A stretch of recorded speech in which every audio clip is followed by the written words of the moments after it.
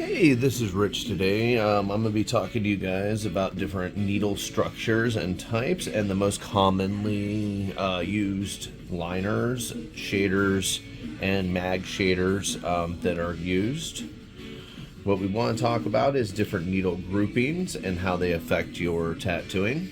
So with liners, the most common is a 1, a 3, just set up in a diamond, a 5, which is set up kind of more in a circle, like so, and then 7s, which usually have a center pin and kind of look just like a 5, but they have 6 needles on the outside. Ooh, that one went a little astray, but basically that shape without that stray needle, or we don't want that to happen. 9 is basically the same type of grouping here. We're going to be basically looking at a single pin, but we're going to look at 8 outside pins.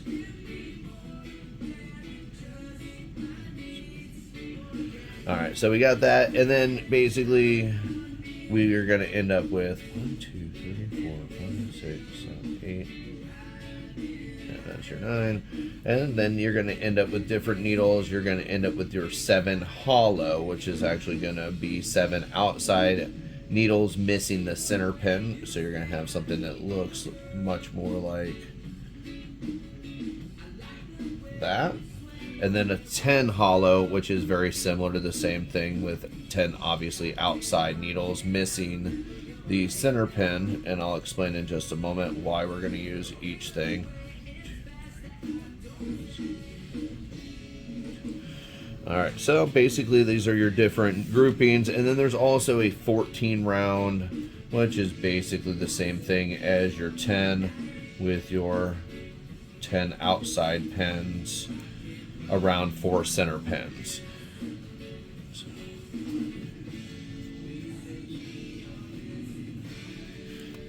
So yep, 10 outside pins around your 4 inside pins make a 14, so we have a 1, a 3, a 5, 7,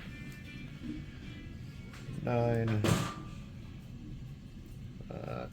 We're gonna be 7 H, 10 H, and 14. So let's talk about liners. Very rarely used is a 1. What we're going to be using that for is going to be really light, delicate details, usually eyelashes. Usually I use these for mostly portrait style work. It's not a very structured line. And if you sketch it in, like move it like this, some people seem to do that now. It doesn't give you a real line. What you really want to do is be pushing these needles forward in an angle like that with your hand tilted back. You should be progressing your needles always in a forward motion. If you're sketching forward and backwards, that needle depth is not getting into the skin the right direction. So we want to be moving forward when we line, stuff like that. But these, a 3 will give you almost the same line as a 1 if it's a tight 3. And that's what you're going to want your needles in, is you're going to have regular liners, tight and extra tight liners, and then there's also bug pen liners.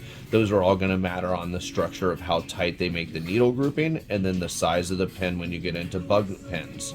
Those are a much thinner needle in diameter, which actually brings the size of the pen down, which makes the needle smaller, makes a tighter line. That's really good in your first 3 sizes. After you get through your first 3 sizes in your bug pen, you're going to end up basically really negating the purpose of the bug pen by the time you get to the end of your 5s and 7s. Once you get to a 5 or 7, you're looking to have a little bit more of a broad line. So you're going to want to go ahead and have maybe a 5 tight, 5 extra tight, and then a 5 regular, which gives you a little variety of lines, and then move into 7 regulars, 9 regulars if you're going to use something that big. I personally skip the 9s and move into the 7 hollows, 10 hollows, and skip the 14s altogether. I do not use these needles. If I do use a 9, I actually will sometimes use a 9 over here in the shaders, but it'll be a 9 liner. We'll talk about some more shader options soon, but this one I will actually use much more often as a shader than an actual liner. And sometimes I'll actually move this 7 over into a shader as well. The reason why is they're just a little broader needle. You can work really nice little tight details with these needles, but they're also a little broad, so you're going to actually be able to work in there, especially if you're not using an extra tight, you're just using a regular liner. They're going to be able to work as a shader just real gently as well. These ones work real nice as liners for much more traditional style work. We really want to be able to have a much broader line with this style work here. And these are your traditional style areas from 9 to 14 is going to give you that broad line, the traditional style. They do also make different groupings. There are some wide groupings that are also considered like classical tattoo needles. They're a little thicker. The actual taper on those pens will actually be shorter, so you'll have a short taper, a medium taper, and then a long taper, and those are all going to give you a different look of how that hole is going to go into the skin.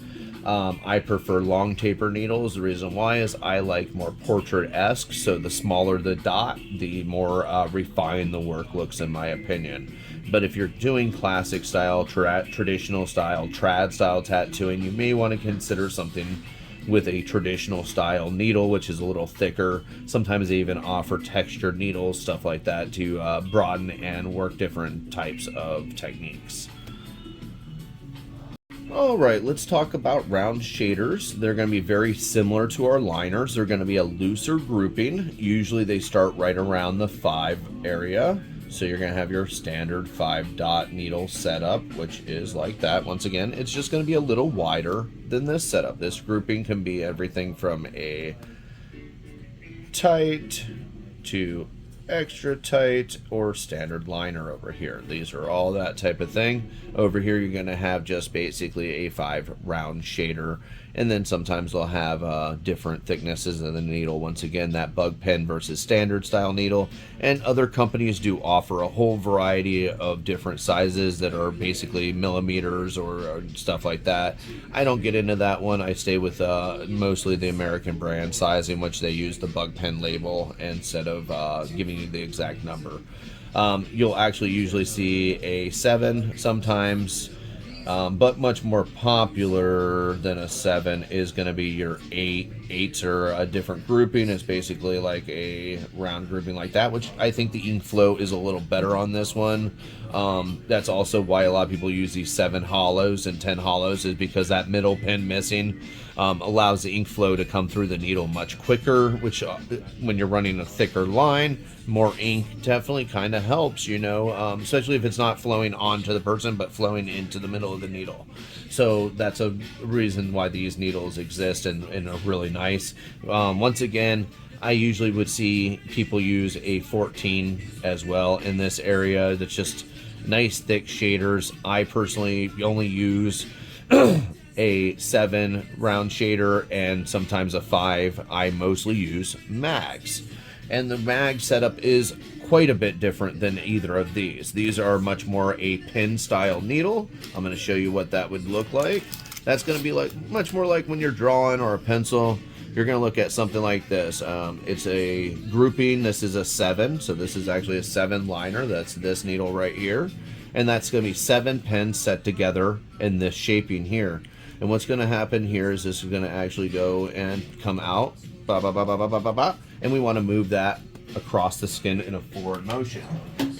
Your hand should, once again, have an angle very similar to like this. If you are sweeping, that is not right, because when you rock and arch, the tips of those needles coming in and out are not at the same depth the whole line. So you're going to have to sketch down the whole line, giving you a lot of unevenness. It's going to look really dark at first and fall out really bad as your work heals. We do not want to see that. We want to be progressing these needles in a forward motion. That is the design they have. That's why that pushing and motion is like this, so that it can progress forward, and it will actually make a much nicer and cleaner line or shade work. Sometimes with the shaders, though, you can work a little bit different, but I do recommend trying to progress in a forward sweeping motion with most of these things. All right, so we're going to talk about these mags. Alright, so this is a mag style needle. It is actually 2 layers. So we're going to have a layer very. Hey guys, at this next part coming up, I actually write down 7 mag. I actually describe a 9 mag. I'm sorry.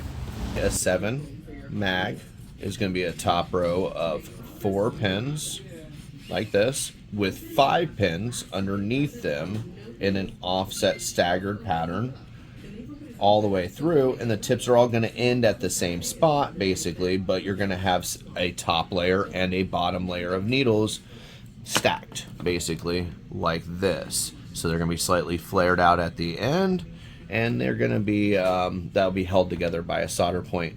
These are more popular in 5s, 7s, 9s, 11s, 13s, 15s, 17s, and then they start kind of going up to like 21s, 25s, and so on and so forth.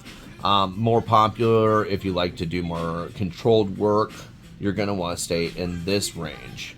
What ends up happening when you go into here, you're going to get a much softer palette. This works great for intermediate, and when you're transitioning your shade into a larger, wider area and you need to have a nice flat tone, you're not doing a lot of texturing, that's where this works great. And this is going to be your smooth shading and mass transition area.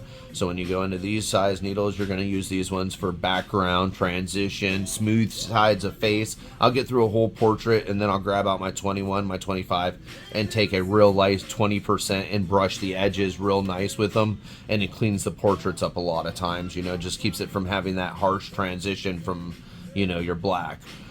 But most of the time when you're tattooing, doing most tattoos, you're going to be right in this little family.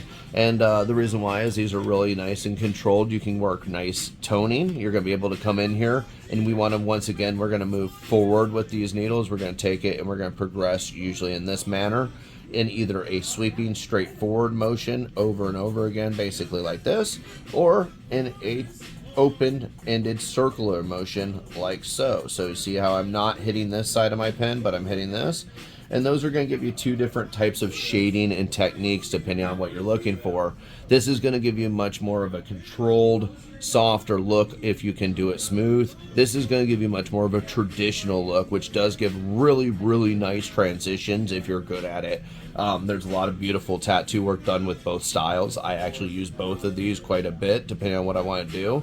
And then if you want to work solid, you're going to actually be doing the same thing but in a closed loop, and you're going to kind of move progressively sideways and forward, back and forth with these motions, and that will give you your solid transitional area for you know, a nice solid area. This is going to be one type of shading. This is going to be your traditional style of shading.